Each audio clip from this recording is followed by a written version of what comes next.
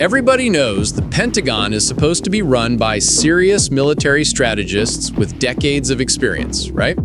People who understand operational security, who know how to keep classified information classified, who maybe don't text their family about Yemen airstrikes on Signal like they're coordinating a pizza order. But nobody wants to admit that Trump picked a Fox News host for Secretary of Defense, and now we're watching the world's most powerful military turn into a reality TV show where people get voted off the island every other week. And if you want to understand just how absolutely wild this dumpster fire has gotten, hit that subscribe button right now and smash the like, because we're about to dive into the Pete Hegseth Pentagon circus, and trust me, you cannot make this stuff up. All right, so let's set the scene here. Pete Hegseth, former Fox and Friends weekend host, guy who once said germs aren't real because he can't see them, is now running the Department of Defense, or as he insists on calling it, the Department of War, because apparently we're doing branding now. And according to multiple reports, his leadership style can best be described as chaotic disaster mixed with family group chat energy.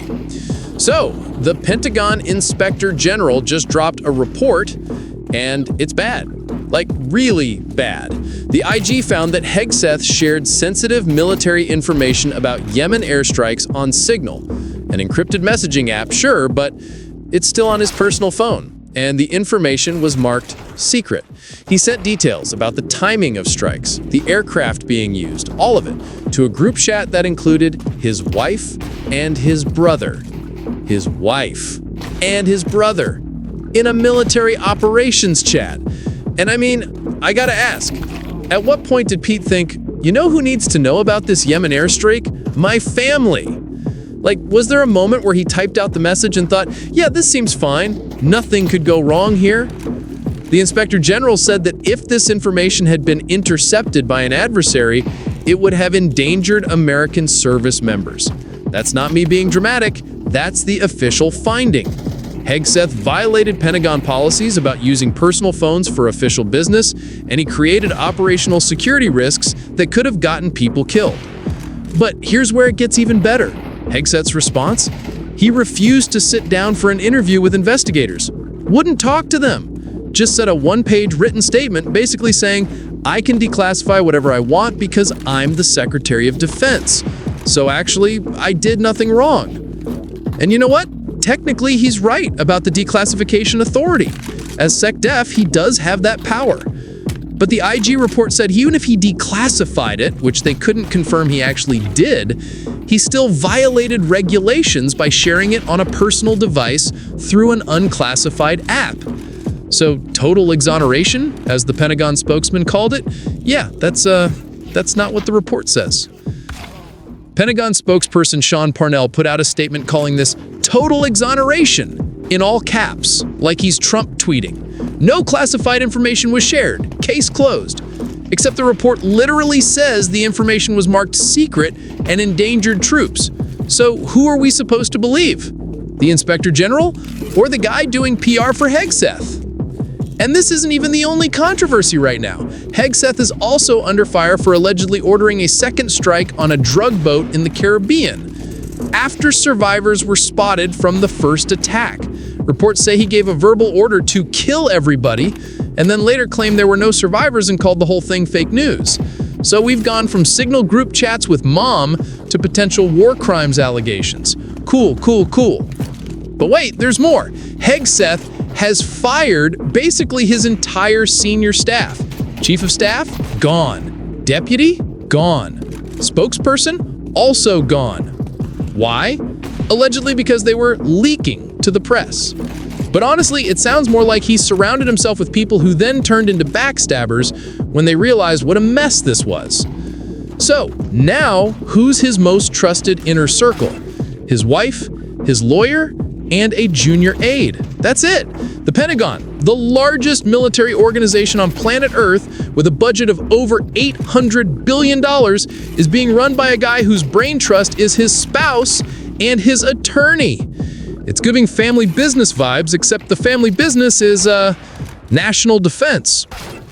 And even his Iraq war buddy, a decorated veteran with a Distinguished Service Cross, has reportedly bailed on him. When your actual combat veteran friends from Iraq are like, yeah, I can't do this anymore, maybe that's a sign. Oh, and Republican Congressman Don Bacon came out and said Hegseth should be fired. That's bipartisan shade right there.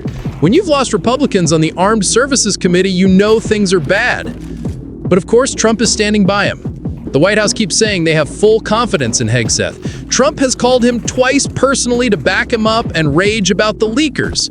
Classic move, blame the staff, never the boss. Hegseth's got that golden Trump loyalty shield where as long as Trump likes him, nothing else matters. The White House keeps calling this disgruntled ex-employees spreading rumors. Sure, disgruntled employees like the Pentagon Inspector General, disgruntled employees like multiple senators from both parties, disgruntled employees like every mainstream journalist who's been banned from the Pentagon because they wouldn't sign Hegseth's new media agreement.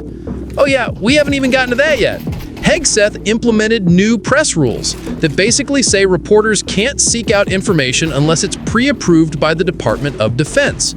Every major outlet, New York Times, Washington Post, CNN, AP, even Fox News and Newsmax, refused to sign it.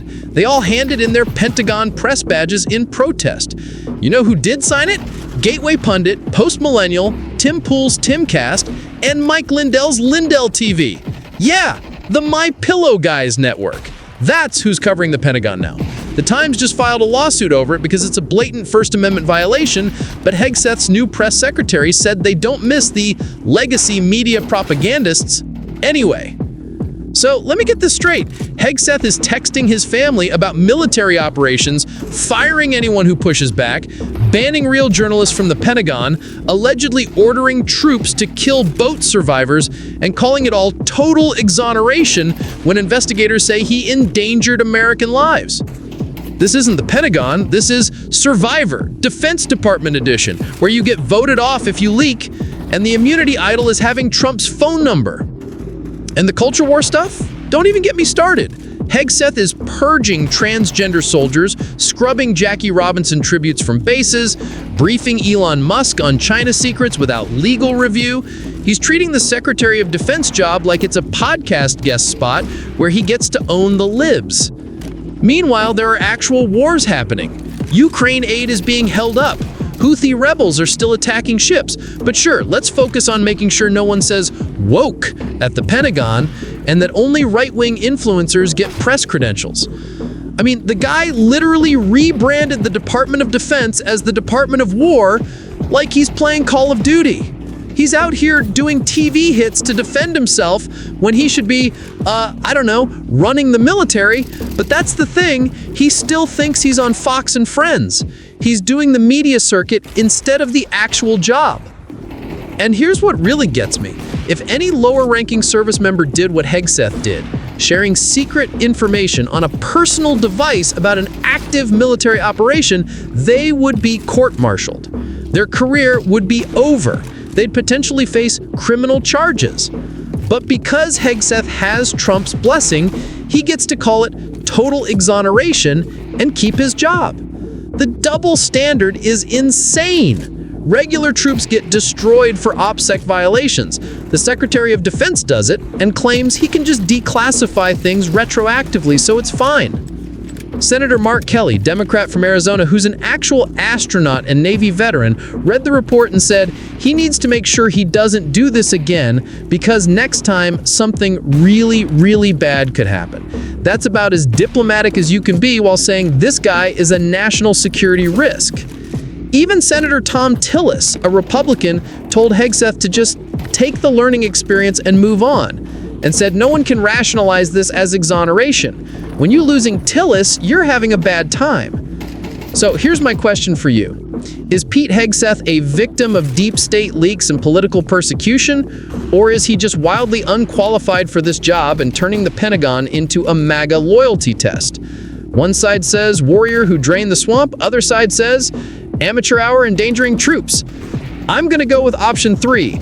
Pick a boring bureaucrat with actual military leadership experience next time instead of a TV personality who thinks signal is appropriate for discussing airstrikes. If this is peace through strength, then sign me up for the weakness subscription because at least that wouldn't involve family group chats about Yemen. American troops deserve better than this. They deserve leadership that understands basic operational security. They deserve a Secretary of Defense who knows you don't text classified information to your wife. They deserve someone who hires qualified staff instead of firing everyone who questions them. But instead, we've got Pete Hegseth doing push-ups with the troops for photo ops while his entire senior staff quits and the Pentagon Inspector General says he's endangering lives. So, drop your thoughts in the comments. Should Hegseth be fired immediately, or is this all just political witch hunt? Do you trust the Inspector General's report, or do you believe the total exoneration spin?